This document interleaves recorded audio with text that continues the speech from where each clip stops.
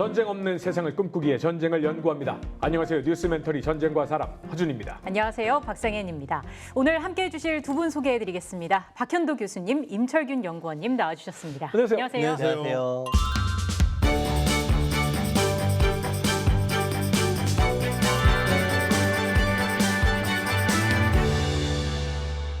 자, 오늘 주제 바로 확인해 보시죠. 힌트 먼저 드리겠습니다.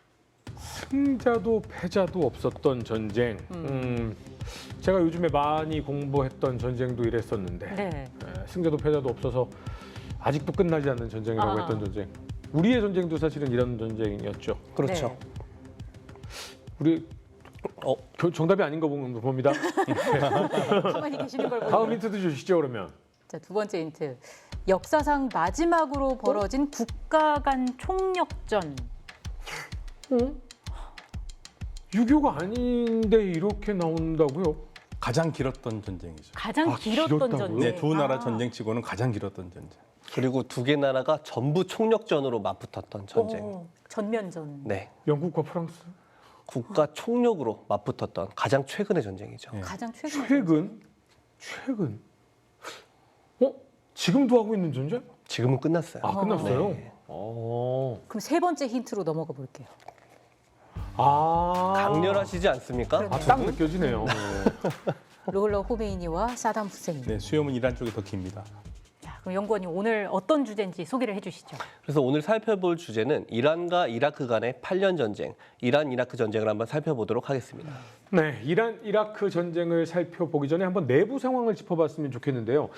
이게 1980년이면 이란 혁명이 일어나고 1년 뒤인 거죠? 그렇죠. 이게 전쟁이 1980년 9월에 일어났거든요. 그러니까 이란은 1979년 2월에 혁명이 성공을 했고요. 네. 그러니까 불과 1년 한 6개월 후에 일어난 전쟁인데요. 그러니까 이란이 혁명이 났으니까 얼마나 복잡하겠습니까? 그러니까 먼저 왕정에서 공화정으로 갔기 때문에 왕정의 부패한 관리들이라든지 왕정에서 찍힌 관리들 있잖아요. 그런 사람들 숙청해야겠죠. 그러니까 숙청하느라 굉장히 바빴습니다. 바빴는데 주로 이 두 기관에서 했는데요. 혁명을 위원회가 있었거든요. 코미테라고 그럽니다. 영어의 커미티에 이제 이란 페르시아어 발음인데 코미테인데. 코미테. 네, 코미테와 그리고 혁명 수비대가 1979년 5월 달에 결성이 됐거든요.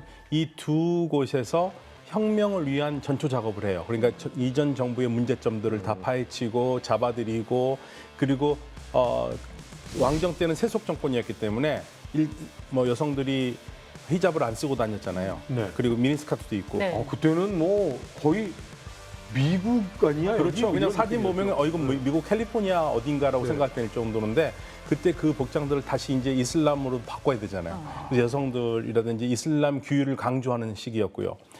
그런데 경제적으로는 아무래도 어렵죠. 그렇죠. 가장 어려운 게 왜냐하면 돈을 많이 가졌던 사람들이 다 출국을 하거든요. 그럼 그때요. 네. 제가 궁금한 것 중에 하나가 자유를 갑자기 억압하잖아요. 네. 그러면 출국을 막지는 않았어요? 출국 막기 전에 도망간 사람들이 많죠. 그 전에. 네, 출마기 전에 많이 도망갔고요. 그리고 돈들을 가지고 많이 나갔고, 그리고 자기가 조금이라도 이란에서 사는 게 힘들다 생각하는 사람들, 똑똑한 사람들이 좀 더 나은 자리를 차지하기 위해서 서구로 다 갔기 때문에 두뇌 유출, 자본 유출이 많아서 경제적으로 어려운 시기였습니다. 그리고 회사들도 전부 다 국영화 시켰고요. 네. 그리고 사상적으로 이 혁명이요, 처음부터 끝까지 이슬람 혁명으로 시작된 게 아니라 왕정을 무너뜨리기 위해서 사회주의자, 공산주의자 이런 사람들이 같이 싸웠던 혁명이었거든요. 이제 그 사람들이 남아 있을 거 아니에요. 그렇죠. 그 사람들은 어떤 생각하냐면 이거 빼앗긴 혁명이라고 생각하잖아요. 그 본인들도 같이 했는데 네. 본인들은 사실은 회교도들은 공산주의자, 사회주의자하고도 대척점에 있잖아요. 그럼요. 엄청 대처점이죠. 그러니까 이 사람들을 이제 잡으러 다니기도 했고요. 이 사람들 박해하고 더군다나 종교적으로 가장 많은 박해를 받았던 사람들은 바하이교 사람들입니다. 바하이교는 어떤 거예요? 바하이교는 이슬람에서 파생된 비슷한 종교라고 할 수 있는데요. 같은 유일신인데 근데 왜 이 사람들을 지금도 이란이 이들을 절대 가만두지 않거든요. 네. 그 이유가 뭐냐면 사실 이란의 세속주의 왕정이 그 근대화를 할 때 가장 많은 도움을 줬던 사람들이 바하이교 사람들이었어요. 그러니까 혁명을 성공한 사람들 입장에서는 눈에 가시였죠. 그래서 바하이교를 박해하고 그래서 사회 전체적으로 분위기가 아직 제정신이 차리기가 어려운 네. 혁명이 완전히 자리 잡기 어려운 그런 시기에서 지금 전쟁이 일어나는 상황입니다. 굉장히 혼란스러운 그런 상황이었고 이라크 같은 경우는 이 시기에 사담 후세인이 집권을 하기 시작을 했어요. 그렇죠. 사담 후세인. 네, 1980년에 그 이란 이라크 전쟁을 시작하게 된 그 배경은 뭐였을까요? 일단 그 무엇보다도 우리가 알아야 될 일이요. 이란이 혁명이 났지 않습니까? 네. 그러니까 이란이 혁명 났으면 왕정에서 공화정으로 바뀌고 세속정에서 이슬람으로 바뀌는데 뭐 주변 나라에 무슨 문제가 있겠냐 생각하겠지만 이란은 혁명을 한 다음에요. 주변 국가들에게 선포를 하죠. 혁명을 수출하고 싶다고. 그러면 느낌상 네. 두뇌 다 도망갔죠. 돈 다 빠져나갔죠. 내부는 분열돼 있죠. 이런 상황에 이라크는 권력이 바뀌었죠. 네. 그러면 이란이 어디를 쳐들어간 건 못하겠네요. 어디선가 쳐들어온 전쟁이 됐겠네요. 그러니까 이란 같은 경우에는 지금 어디를 쳐들어가고 그런 생각이 아니라 혁명을 전파하고 싶어 했어요. 우리의 사상을 전파하고 네. 싶다. 그런데 이라크는 왜 그게 무섭냐면 이라크의 국민의 60%가 이란과 같은 시아파입니다. 네. 그리고 이 시아파들이 항상 머리가 아픈 존재들인데 바로 옆 나라 이란에서 혁명이 성공했잖아요. 술렁술렁하겠네요. 예, 그러니까 그 혁명의 여파가 같은 시아파에 있는 이라크에 오고 사우디아라비아는 15%가 시아파인데 이들이 유전지대에 살아요. 네. 와. 바레인은 80%입니다. 쿠웨이트도 60%가 넘었어요. 예전에 프랑스에서 시민혁명이 일어나자 주변의 왕정 국가들이 이거 놔두면 큰일 나겠다. 이런 맞습니다. 느낌하고 비슷해요. 네, 왕정 국가들은요. 나하고 똑같은 왕이 쓰러지는 게 너무 무섭고요. 그렇죠. 이라크 같은 경우에는 이란의 혁명이 넘으면 우리 시아파들 60%인데 이거 막아야 된다라는 생각을 들었고 거기다가 미국도 이제 가장 친했던 나라가 완전히 반대로 되잖아요. 네. 그러니까 어떻게 해서든 이 나라의 힘을 빼고 싶은 거고. 그렇죠. 이러한 상황들이 전쟁을 잘 익어가게 만든 중요한 조건들이었었어요. 그러면 이라크와 이란 전쟁이잖아요, 오늘. 네. 근데 이란과 이라크는 서로 사이가 뭐 좀 안 좋은 계획이나 뭐 영토 싸움이나 이런 것도 원래 있었어요. 사실은 이 두 나라의 가장 해묵은 논쟁이 항상 어떤 나라든지 그거 있죠. 국경 논쟁. 둘 사이에도 있었어요. 예, 그 땅이면 괜찮아요. 땅이면 그래도 뭐 눈에 보이니까 딱 네. 하겠지만 문제는 이 이라크라는 나라는 그 물의 축복을 받은 나라거든요. 네. 이라크는 우리가 저 메소포타미아 문명할 때 두 강이 있지 않습니까? 유프라테스 강과 티그리스 강. 이 두 큰 강이 흘러와서 만나서 페르시아만으로 들어가거든요. 네. 이 만나는 지점이 문제입니다. 엄청 또 두 나라의 중요한 네, 이 나라의 이 가르는 강이거든요. 그러니까 서로 이 강의 경계를 두고 항상 치열하게 머리 싸움을 했던 곳이에요. 그게 우리 거야, 니네 거야 이렇게. 네, 그러니까 양쪽은 다 자기 거라고 할 수는 없지만 어느 정도는 가져야 되거든요. 그렇죠. 그러니까 누가 어느 정도 더 많이 갖느냐 이것 때문에 항상 싸움이 됐었어요. 이게 강이니까 또 나누는 것도 어려워. 나누는 것도 어렵죠. 예. 그냥 서로 강을 경계로 국경이 아니라 강의 몇 퍼센트가 우리 거야 이렇게. 네. 그게 어떻게 기준으로 나누느냐. 애매하다. 이게 싸움이 뭐 1900년대 초부터 됐고요. 그 싸움 때문에 결국에는 공식적인 이유는 이걸 샤트르 아랍이라고 그러거든요. 네. 이란에서 아르반두루드라고 그러고 이 아랍 수로라고 얘기하는데 이 아랍 쪽에서는 이거에 불만을 가진 이 영유권에 대해서 불만을 가진 이라크가 전쟁을 일으켰지만 그건 표면적인 이유고 실질적인 이유는 이라크가 이란을 제어하면서 이라크가 그런 말을 했습니다. 우리는 아랍 세계를 지키는 동쪽의 수문장이 되겠다. 그러니까 이란의 혁명이 못 오게 막는 수문장이 되겠다 하면서 일어난 전쟁입니다. 혁명의 전파를 막겠다. 네. 저기에 더해서 네. 당시 이스라엘과 중동 간에 계속되는 전쟁이 있었잖아요. 그 과정에서 이집트가 힘을 잃어가는 상황이 있었거든요. 근데 그 당시까지는 중동의 맹주를 자처하던 게 이집트였는데 사담 후세인 입장에서는 이제 이집트는 지는 해고 나는 뜨는 해니까 저 이란을 제어해서 아랍 전체의 맹주로서 내가 한번 군림해 보겠다. 그런 야망도 가지고 있었죠. 이집트는 이제 우리가 떠오르는 해야. 그렇죠. 근데 이거 참 재밌는 것 같아요. 네. 강이 몇 퍼센트가 우리 거냐라고 한다면 물이 잔뜩 불어나 있을 때는 상관없는데 가뭄이 들어서 이게 떨어지면 수위가 낮아지- 수위가 낮아지면 여기까지 말랐으니까 니넨 이제 물 없어가 되는 거잖아요. 근데 그게 마를 수가 없어요.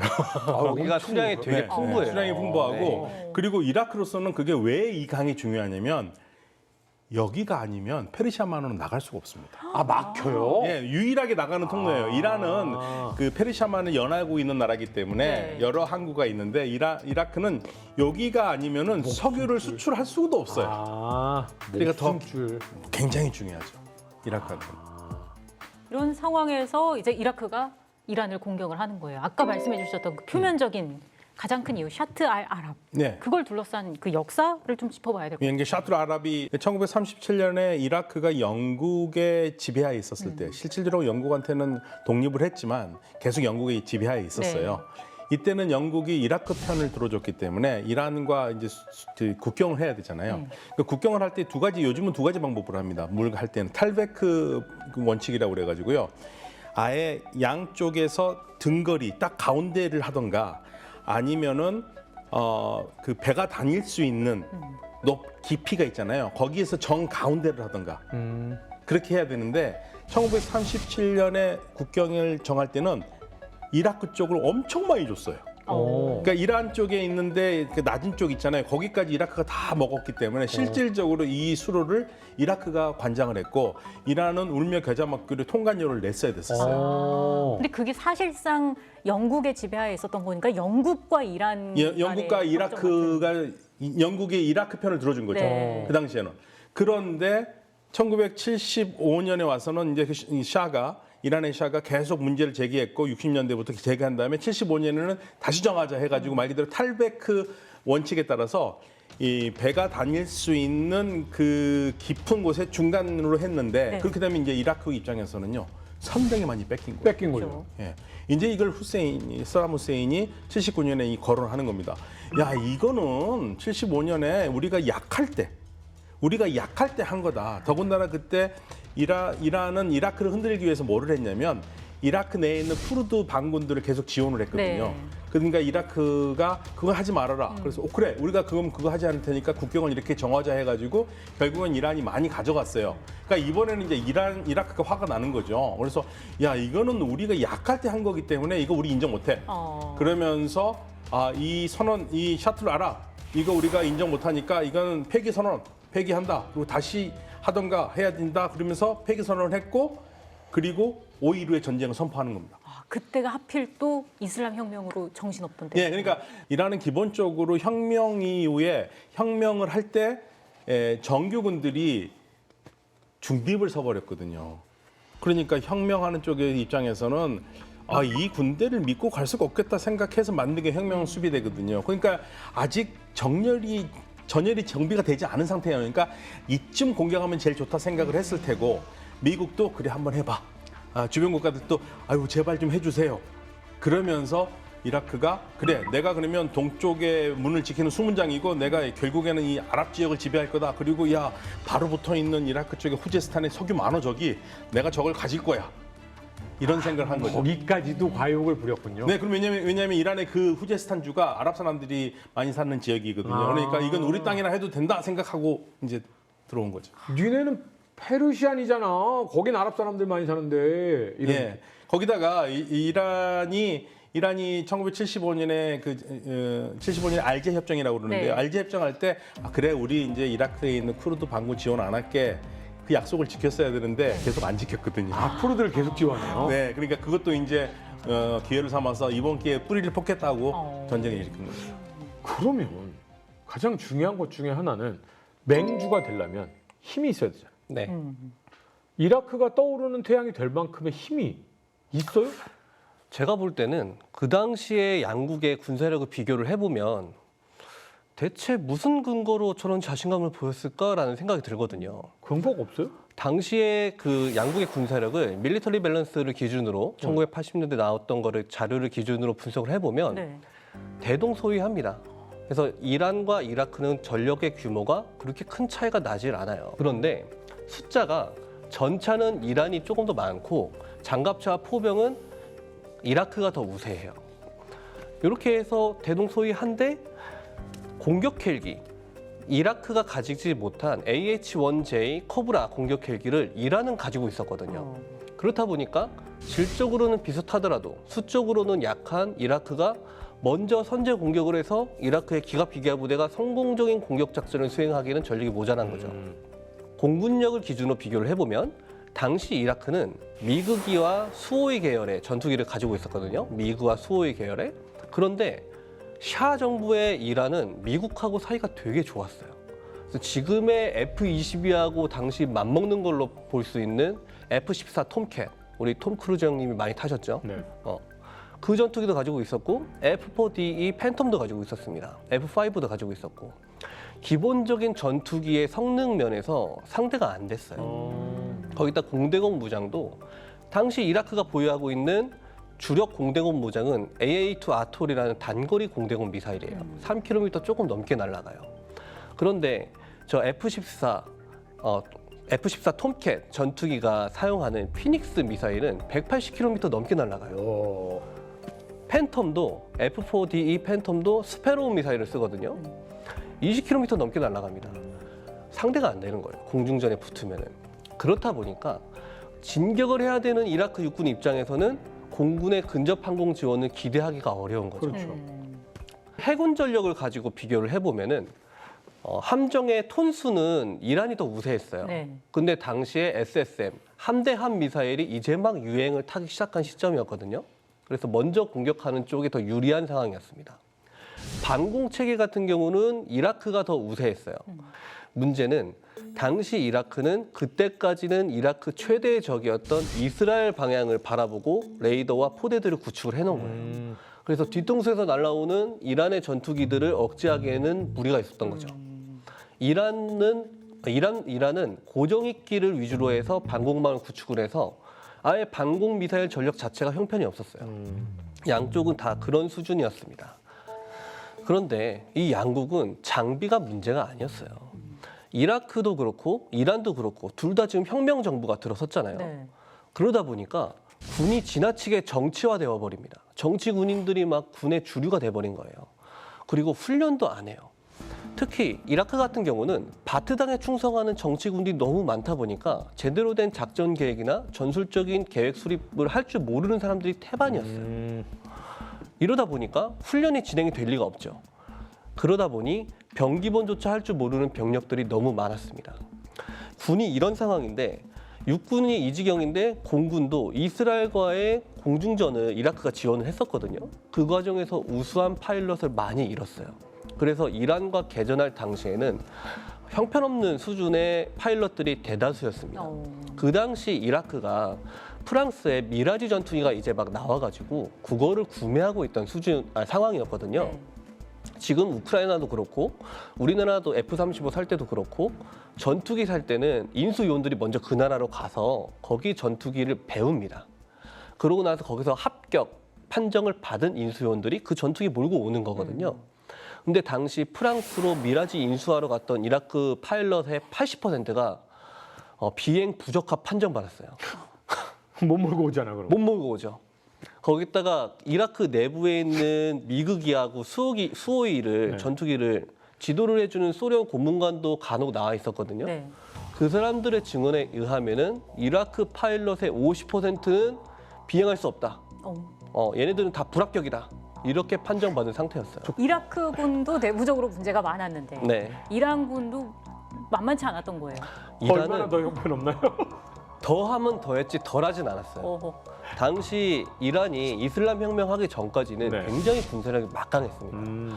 교육 훈련도 잘하고 사기도 높았고 전력도 계속 증강시키면서 굉장히 강력한 군사력을 구축을 했거든요. 그런데 교수님께서 말씀하셨던 것처럼 대숙청을 진행을 해요, 군에서. 당시에 그 내부 정보를 보면 이라크에서 파악한 1차 사료, 그러니까 이라크 정보기관이 수집한 자료에 의하면은 네. 이스파한이라는 지역이 있는데 거기에 F-14 전투기가 40대 정도 배치가 돼 있었어요. 근데 그 중에서 5대 정도 가동이 가능하다. 왜 이런 상황이 나왔냐면 이슬람 혁명하면서 반미 부르짖었잖아요. 미국이 곱게 볼 리가 없죠. 그렇죠. 수리 부속 안 주겠죠. 그런데 당시에 소련이 아프가니스탄에 개입하고 있었거든요. 소련도 지적을 한 거예요. 혁명 정부가. 그러면서 소련하고도 사이가 틀어집니다. 그런데 당시 이란이 가지고 있던 군사 장비들의 대부분이 미국 아니면 소련인데 네.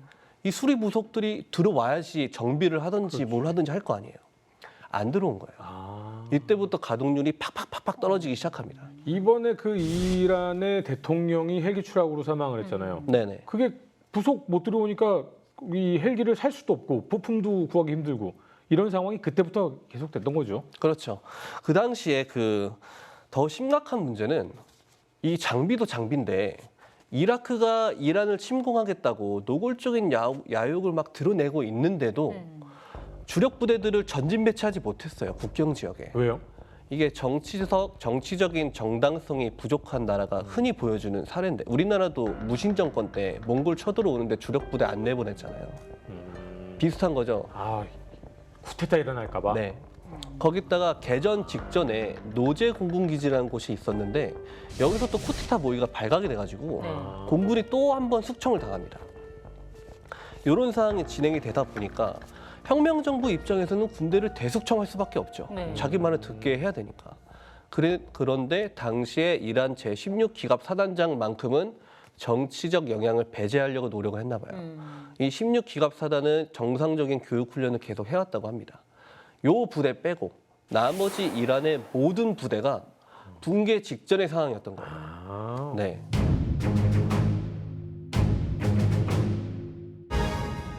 (1979년) 이란에서는 호메이니를 중심으로 이슬람 혁명이 일어나 왕정이 무너지게 된다. 이를 지켜보던 주변 아랍 왕정 국가들은 혁명의 물결이 번져올 것을 우려하면서 긴장감이 높아진다. 한편 이라크의 사담 후세인은 자신이 맹주가 되어 이란의 혁명을 막겠다고 자처하게 되고 특히 샤트 알 아랍 수로의 영유권을 문제 삼아 이란과 대립각을 세우기 시작한다. 자, 이라크의 속내는 사실 그냥 강이 아니었습니다. 석유까지도 네. 노리고 있는데, 근데 이란이 그냥 내부에 있는 군대 하나가 아니잖아요. 그렇죠. 이란은 독특한 체제를 가지고 있는데요. 이 이제 혁명의 경험인데 혁명이 진행되고 있을 때 사실은 군이 누구 편에 드느냐에 따라 혁명이 끝나잖아요. 네. 그런데 그때 군이요 중립을 선언해 버립니다. 중립을 선언하면서 이란의 정정이 무너지면서 혁명이 성공을 하거든요. 이게 혁명을 성공한 다음에 이 호메이니가 생각했을 때 굉장히 불안하게 생각했어요. 야, 군이 이 정도로 도움을 주지 않는다면 우리가 혁명한 게 오래 갈 수 있겠느냐. 그래서 혁명에 투철한 사람들로 군대를 다시 만들어야겠다 해서 만든 게 혁명 수비대입니다. 그래서 이란은 지금 현재 체제가요, 혁명 수비대가 있고 우리가 말하는 정규군이 따로 있어요. 호메이니의 생각은 혁명 정신에 투철한 사람이 2천만 명은 있어야지 이란이 혁명이 간다. 그래서 혁명 수비대를 따로 만들었습니다. 그리고 이들이 실질적으로 혁명 수비대 민병대 같은 경우에는 혁혁한 공을 세우죠. 그리고 지금 현재 저희가 듣고 있는 이란의 군대 얘기는 거의 다 이 그렇죠. 군대예요. 혁명 수비대 얘기를 하죠. 왜냐하면 지금 모든 중요한 작전들은 혁명 수비대가 하거든요. 네. 정규군 그렇다고 해서 정규군이 뭐 아무것도 안 하는 게 아니라 정규군은 뒷받침하는 역할을 하고 있고요. 중요한 역할들 혁명 수비대가 하는 겁니다. 그래서 우리 신문지상에 많이 나오는 거고 워낙 중요한 일을 많이 하니까 미국이 딱 이렇게 지정해서 제지하는 것도 다 혁명 수비대에 관련된 장군이나 인물들이에요. 그런데 요 당시까지는 네.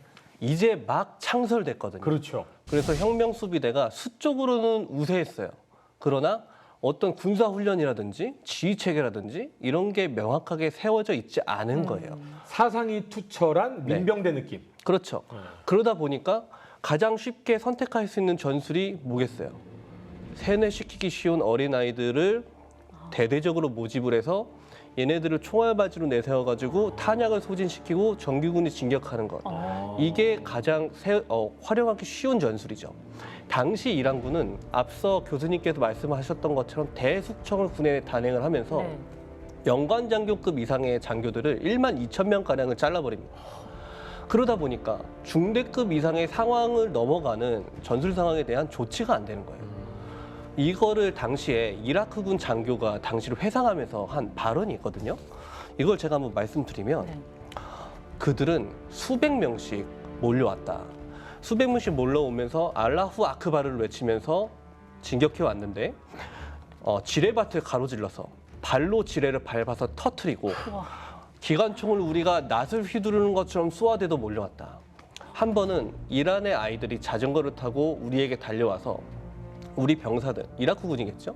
우리 병사들이 그걸 보고 웃었는데 그 아이들이 우리에게 수류탄을 던지는 것을 보고 우리는 총을 쏘기 시작했다. 이게 바로 당시에 이란군이 취할 수 있는 유일한 전술이었습니다. 능력이 안 되니까요. 적의 탄약을 소진시켜놓고 주력 부대인 기갑기가 부대가 뚫고 들어가는 것. 이것만이 할 수 있는 유일한 전술이었던 거죠.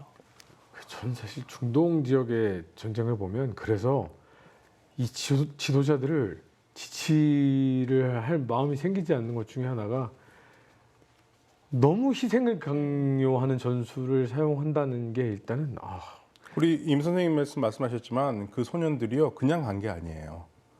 이게 우리가 말하면 혁명수비대 민병대라고 할 수 있는데 네. 바시주라고 그러거든요. 이들에게 플라스틱으로 만든 열쇠를 줍니다. 열쇠요? 예. 그래서 이 열쇠 이게 천국에 가는 열쇠예요. 그래서 그걸 가지고 지뢰밭을 가서 자폭하잖아요. 네. 그럼 자폭을 하면은 천국에 간다고. 세상에. 약속하는 거잖아요. 예. 그런데 그렇게 지뢰밭이 있는데 아이들이 몰려서 펑펑 터뜨리는 거 보고 이라크가 어떤 생각했습니까? 그걸 많은 경우는 보고 이거는 너무 어안이 벙벙한 거예요. 사람이 아니다 생각할 정도로. 그러니까 이라크 군대가 쉽게 말하면 확 질려버린 거죠. 와. 이란과 이라크의 전쟁이 시작이 됐습니다. 당연히 뭐 빼앗기 위해 들어갔으니까 이라크가 공세를 취했을 텐데 어느 지역에서 싸우게 됩니까? 그러니까 이 전선이라는 게 사실 이란이라는 나라가요. 우리가 축구 대표팀이 가서 이란을 못 이기는 이유가 있죠. 지역이 굉장히 험준하고 고산지대라고 네, 이 시차 적응이 안 되고 네. 고지 적응이 안 되는 거죠. 그러니까 후반전에 가면은 뭐 정신없이 뭘 했는지 모를 정도로 높은 고도거든요. 이란이라는 나라는 북쪽에서부터 보면은 산맥이 두 개가 큰 산맥이 이렇게 감싸고 있는 분지 지역이에요. 네. 그래서 북쪽으로는 험한 산이 있고 험한 산이 튀르키예까지 연결돼요. 네. 그리고 이라크 쪽으로 내려가면은 편편한 고원이 되는 거고요. 예. 거기는 이란이 기갑 부대 같은 걸 움직이기 어렵죠. 보병이라든지 포병을 할 수 있지만 네. 그러니까 이라크가 이란보다는 더 유리하고 그러니까 그게 북부 전선이고요. 그보다 좀 아래쪽에는 이라크의 하킨 발음이 어렵습니다. 하킨이라는 곳에서 수산 게르드라고 네. 이쪽까지 이어지는 지역인데 이쪽도 비슷하게 쉬운 지역은 아니에요. 그리고 수산 게르트부터 이 남쪽으로는 그 페르시아 만 쪽으로 이어지는 지역인데요. 이 세 지역에서 전쟁이 벌어지는 거죠. 저기가 수로가 많아요. 방금 교수님 말씀하셨던 수산게르드 지역이 대부분이 농경지거든요. 농경지가 많고 수로가 많다는 건 군사적으로 봤을 때는 뻘밭이라는 얘기죠. 이동하기가 그래- 좀 힘든. 그렇죠. 그래서 물이 차 있을 때는 기갑기가 부대가 움직이긴 어려운데 물이 마르는 건기에는 대규모로 기동하기에 좋은 몇 안 되는 통로가 될 수 있는 거죠. 그리고 더 중요한 건 바그다드가 상대적으로 국경에서 더 가깝습니다. 이란의 테헤란보다. 그래서 이라크가 군수 물자를 전방 지역으로 보급하기가 조금 더 유리해요. 네. 그렇게 해서 1980년 9월에 처음 전쟁이 발발하게 됩니다.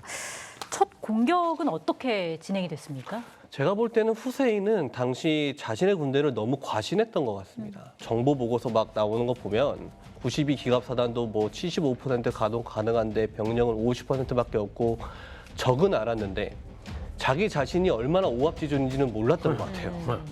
그 상태에서 이제 이라크는 공격 작전을 수행하기 위해서 위력 수색에 돌입을 합니다. 그게 1980년 9월인데 이때부터 양국의 국경에서는 국지전이 빈발하기 시작합니다. 9월 1일부터 9월 3일, 4일, 5일까지 이라크의 선제 포격이 이어지고 그다음에 이란이 대응 포격을 하는 소규모 교전이 발발하고요. 이게 9월 20일까지 진행이 되거든요. 네. 3주간이나 벌어진 소규모 국지전이 벌어졌으면 야, 이거 뭔가 이상하다. 이렇게 오래까지 소규모 교전을 끈다고? 라고 생각을 해봐야 되는데 당시 이란은 아무것도 눈치를 못 챈 것 같아요. 그래서 뭐 정규군에 이동이 없었습니다. 그러다 보니까 후세인 입장에서는 야, 이것들 아무것도 아니네. 내 생각에 맞았네. 만만하구나. 라고 생각하고 9월 20일부로 대규모 작전을 감행할 결심을 합니다. 네. 먼저 제1파로 H아워 발령과 동시에 이라크의 공군이 250소티나 스트라이크 패키지를 날려요. 그래서 이란의 노제를 비롯한 주요 공군 기지들을 공습을 하는데 당시 이란 전투기들이 콘크리트로 되어 있는 지상 경납고에 대부분 주기가 되어 있었는데 활주로 위주로 폭격을 한 거예요. 그러니까 제가 볼 때는 이스라엘의 그 기습 폭격 작전을 흉내내고 싶었던 것 같은데, 근데 문제는 활주로 복구하면 그만이거든요. 그렇죠. 우리 공군도 그 연습 많이 해요. 네. 근데 그게 생각보다 빨리 복구돼요. 공군 기지는 그 복구 자재를 다 가지고 있거든요. 그러니까 이란이 그걸 복구하자마자 F-14가 어머한 한 140에 150대 규모의 스트라이크 패키지를 다시 발진시켜가지고 15개 목표물을 공습을 해버립니다. 그러면서 이제 주기돼 있던 이라크 전투기가 20대 넘게 파괴돼 버려요. 그 다음에는 이제 양국의 공군 대 공군끼리 교전이 벌어졌는데 아까 말씀드렸잖아요. 공대공 무장의 사거리가 상대가 안 된다고. 네. 이란이 훨씬 더 앞선다고 하셨죠. 네. 일방적으로 이라크 전투기들이 다 격추돼 버렸어요. 어. 그런데 그럼 반공 포병들이 좀 지원을 해줘야 될 거 아니에요. 이라크 반공 포병들은 그때까지 적기와 아군기를 구별하는 법도 교육받지 못했어요. 그래서 제대로 된 대공포가 날라온 적이 별로 없었어요.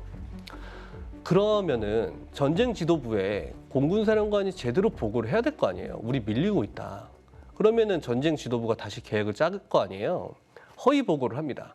우리가 잘 요격하고 있어요. 라고 허위 보고를 하고 거기에 사담 후세인도 참 가만히나 있으면은 중간이라도 갈 텐데 말도 안 되는 명령을 내려요. 테헤란 북쪽에 댐이 있으니까 네. 그걸 폭파시켜가지고 수공을 일으켜 물로 테헤란을 쓸어버려 라고 얘기를 하는데 제가 찾아봤어요. 네. 테헤란 북쪽에 댐이 뭐 있나 하나 있긴 있더라고요. 이게 아미르 카비르 댐이라는 게 있는데 이게 산맥으로 이렇게 다 막혀 있거든요. 테헤란까지 오는 길이 물을 다 채워도 물이 못 와요. 말도 안 되는. 네, 이런 명령이 계속 전쟁 지도부에서 내려가니까 일선 장병들은 혼란에 빠진 거죠. 그 상황에서 이라크 육군이 자기들끼리도 조율이 되지 않는 상태에서 6개의 진공로를 따라서 진격을 하기 시작합니다. 그런데 이란군이 훨씬 더 형편없었다고 제가 말씀드렸잖아요. 그거를 방어해야 될 이란의 국경수비대들과 혁명수비대, 민병대, 경찰 이런 부대들이 협조된 방어작전을 해야 되는데 각자 따로 국밥처럼 자기들끼리만 방어작전을 다 한 거예요. 그러다 보니까 자 이렇게 형편없는 공격작전을 수립을 하고 공세를 가해온 이라크 군에게 초전에서 막대한 피해가 발생합니다. 그 이라크군은 북으로는 데주풀, 중부로는 아바즈, 남부로는 호람 샤르흐하고 아바다는 목표로 공세를 가하거든요. 그러면서 상당한 성과를 달성을 해요. 정면으로는 800km, 종심으로는 60km까지 돌파를 하는데 성공을 합니다. 800km요? 네, 이게 국경이 기니까요. 네. 그런데 이라크군이 그렇게 겉보기에는 화려하게 성과를 달성한 것 같지만 그 중간에 이란 공군이 F-4D 팬텀기를 동원해가지고 그리고 코브라 공격 헬기 같은 걸 동원해서 계속 근접 항공 지원을 하거든요. 네. 계속 공습을 가하니까 이걸 두드려 맞고 이라크군의 장갑차들이 상당한 피해가 발생을 합니다. 그러면서 진격 속도가 둔화돼요. 그러다 보니까 교수님께서 말씀하셨던 북쪽의 험한 산맥, 그게 자그로스 산맥인데 여기를 막아야 돼요. 그래야 테헤란에서 오는 군사력, 이란 북서부에 배치되어 있는 북동부에 배치되어 있는 군사력이 넘어오는 것을 막을 수 있고 아바단을 점령을 해야 이란 남부에 있는 군사력들이 이동하는 걸 막을 수 있는데 아바단과 자그로스 산맥을 점령하는 데 실패를 하게 됩니다. 그래서 이라크의 초기 공세는 겉으로 보기에는 성과는 화려해 보여도 속으로는 내실이 하나도 없었던 거죠. 근데 지금 상황 보면 이란이 생각보다 굉장히 넓죠. 그럼요. 이란은 어마어마하게 넓은 나라입니다. 근데 저 육군의 진격 속도나 뭐 이런 모습을 봐서는 이란 공군은 못 막고 아예 이라크는 육군의 진격 속도를 보면 육군이 진격하기 전에 이란 공군이 이라크를 쑥대밭을 만들 가능성이 훨씬 높아 보인다 이런 생각이 드는데 초기에 이라크는 전혀 이런 거 판단을 못하고 있는 상황인 거죠 지금 현재까지는. 자기들이 볼 때는 만만하다. 공군 전투기의 가동률이 현저하게 낮다. 라고 오판을 한 거죠. 근데 실제로 붙어보니까 이란은 죽기 살기로 지금 전투기 다 띄우고 있거든요. 예, 그러니까 자기들이 완전히 틀린 겁니다. 그래서 저는 사실 그게 지도자의 품격이라는 문제도 있는데요. 우리 독재 국가일수록 그 독재자들이 한마디씩 하면은 군사 작전이 제대로 안 되잖아요. 네. 근데 사담 후세인은 항상 군복을 입고 나왔거든요. 죽는 날까지 군복을 입고 항상 자기 통치를 했거든요. 네. 군대에 가본 적이 없는 사람입니다. 그렇죠. 예, 그러니 군대에 아무것도 모르는 사람이 군 지식이 뭐가 있겠습니까? 그러면은 그때 장군들한테 맡기고 자기는 보조 역할을 해야 되는데 감나라 제투나라 하고 있으니 이 작전이 제대로 돌아갈 리가 없죠. 근데 이 상황을 지금 전 세계가 보고 있단 말이죠. 네. 근데 아이러니하게도 이란을 응원하는 나라는 시아파 국가들은 뭐 응원을 하겠죠. 근데 나머지 전 세계 자유진영과 공산진영이 다 응원하고 있어요. 네, 이라크 응원을 하고 있죠. 네. 국제사회의 메시지들은 어땠어요? 그렇죠. 그러니까 뉴스나 사실은요, 초창기 전투 같은 거에 모든 로지스틱스나 이런 것들을 많이 미국이 도와줬어요. 네. 그런데도 그래서 초반에는 성공하는 것 같았지만 갈수록 못하는 거거든요. 미국은 왜 이라크를 지원을 했냐면 이란을 막아야 되니까. 그렇죠. 혁명의 그 기운이 이쪽으로 넘어오면 안 되잖아요. 그렇죠. 아랍 쪽으로. 네. 그거 막아야 된다는 절체절명의 생각을 가지고 있었기 때문에 겉으로는 그러지 않았지만 네. 이라크를 지원했고요. 프랑스도 이라크를 지원했고요. 모든 우리가 알고 있는 뭐 자유진영이라는 나라는 다 이라크를 지원했습니다. 아니 왜냐면 지금 이란의 저 혁명의 기운이 다 퍼지면 네. 석유가 끊기는 상황인 거잖아요. 네. 그러니까 우리는 어떻게 했겠습니까? 우리는요, 어느 누구도 지지하지 않았습니다. 아 그래요? 네. 우리는 석유를 양쪽에 다 갖고 와야 되니까. 이때 당시에 우리가 이란산 석유 많이 쓰던 네. 때잖아요. 그런데도 이란을 그런데 북한은 이란을 지원했죠. 아. 예, 북한은 군사적으로나 이란을 지원했고요. 네. 또 하나 좀 놀라운 일이 있죠. 뭐요? 지원한 나라가 있습니다. 이 나라도 이란을 지원했다고 도대체 이해가 안 가실 거예요. 누구지? 이란을 지원했는데 이해가 가지 않는 도저히 나라. 지금으로서는 상상을 할 수가 없는 나라입니다. 상상을 할 수 없는데 이란을 지원한 나라. 스웨덴? 이스라엘. 이스라엘? 네. 이스라엘이 이란을 지원했다고요? 네, 아주 조용히 겉으로 드러나지 않고 이란에 무기를 팔았죠. 세상에서 제일 사이가 안 좋은 나라 아니에요? 그렇죠. 더군다나 이게 혁명 전이 아니에요. 혁명 후의 전쟁이지 않습니까? 네. 그러면 지금 이 이스라엘과 이란이 싸우고 있는 이유가 혁명이 난 다음에 이란이 팔레스타인을 지지하기 때문에 네. 싸움이 나는 건데 그때 이스라엘은 이란을 지원합니다. 왜냐하면 이라크가 위험하니까. 이라크의 힘을 빼고 싶으니까. 아, 당시엔 이라크가 훨씬 더 큰 위협이었어요. 오시라크 원자력 발전소에서 핵 개발하면서 이스라엘을 지워버리겠다고 공식적으로 얘기를 하고 있었거든요. 그래서 오시라크 핵 발전소가요. 이라크 전쟁 때 이란이 먼저 때립니다. 이스라엘하고 뭔가가 협약이 있었나 보죠? 뭐 그런 얘기도 많이 있지만 일단은 이란이 먼저 때려요. 핵 위험이 있으니까. 예, 핵 위험이 있으니까 그 프랑스가 지어주고 있었거든요. 네. 그게 실질적으로 가동 중에 있을 것 같이 보이는 그 핵 원자력 발전소를 처음으로 때린 역사적 최초의 사건이거든요. 굉장히 위험하다고 봤는데 이란은 그래서 이 핵 메인 시설을 때리지는 못하고 주변 시설을 때려가지고 결국 성공을 못하거든요. 그런데 그 모든 정보를 일설에 따르면 이스라엘에 고스란히 다 줬다는 거죠. 그래서 이스라엘은 그거를 가지고 거기를 오시락을 완전히 초토화시킵니다. 저때 원래 이란의 샤 정권이 F-16을 사기로 계약이 돼 있었어요. F-5를 대체하기 위해서. 근데 정권 엎어졌잖아요. F-16 이란 못 주잖아요. 네. 팔려고 만든 건데 손해보면 안 되잖아요. 그래서 이스라엘에 그걸 팔았어요. 그래서 이스라엘은 그 F-16을 인수해서 그걸 가지고 와서 2,000파운드 제이담을 꽂아가지고 오시라고 원자력 발전소를 파괴해버립니다. 와, 저거 만약에 진짜 핵 발전소가 가동이 되고 있었으면 네. 어마어마한 사태가 발생. 그렇죠. 그러니까 이게 이란도 그렇고 이스라엘도 그렇고 공적은 이라크였죠. 예. 그 역사의 아이러니입니다. 그러니까 그러게요. 두 나라가 어떻게 됐든 간에 간접적으로 협력을 했다는 거고요. 또 직접적으로 이스라엘은 이란을 뒤에서 도와준 거죠. 네. 그러니까 어떻게 도와주냐면 이스라엘이 직접 도와주지는 못하죠. 그러니까 이스라엘이 부품을 예를 들면 이란이 제일 필요한 게 F4, F5 그 전투기의 부품들이 필요하잖아요. 네. 그걸 이스라엘이 제3국을 통해서 돕는 거예요. 그러면서 이란이 이란 지지 말아라 하고 이제 뒤에서 응원하는 거고, 이란이 조금이라도 앞서야지 이라크를 부실 수 있는 거고, 이라크가 부셔져야지만이 힘이 빠져서 이스라엘에게 덤비지 못할 거니까. 네. 그러니까 이런 계산이 깔려 있는 거죠. 국제사회는 냉혹합니다. 전 세계가 다 알고 있습니다. 지금 현재 이스라엘과 이란은 가장 사이 나쁜 국가라는 것을요. 하지만 이스라엘은 이란을 도왔고요. 전 세계는 이라크를 응원했습니다. 그리고 이렇게 불리할 줄 알았던 싸움을 이란은 꿋꿋하게 버텨내고 있는 형세거든요. 과연 이라크와 이란의 이 전쟁 어떻게 진행이 될까요? 아쉽지만 여기서 잠깐 멈췄다가 다음 시간에 이어가야 할 것 같습니다. 잘 준비해서 더 재미있게 전달해 드릴 테니까요. 다음 시간에 기대하셔도 좋을 것 같습니다. 그러면 시청해 주신 여러분, 다음 시간을 기대해 주시면 감사드리겠습니다. 고맙습니다. 다음 이야기. 1980년 이라크의 사담 후세인은 혁명으로 혼란스러운 이란을 향해 전쟁을 일으킨다. 이라크는 대규모 공군력을 동원하여 이란을 공격하지만 이란의 최신의 전투기들이 반격에 나선다. 한편 이라크군의 지상군 또한 이란의 필사적인 저항으로 인해 소모전 양상에 빠지게 되는데, 20세기 마지막 국가 총력전으로 기록된 이란-이라크 전쟁에서는 어떤 일들이 벌어졌나? 상처만 남긴 자존심 싸움으로 기록된 이란-이라크 전쟁 2부, 많은 시청 바랍니다.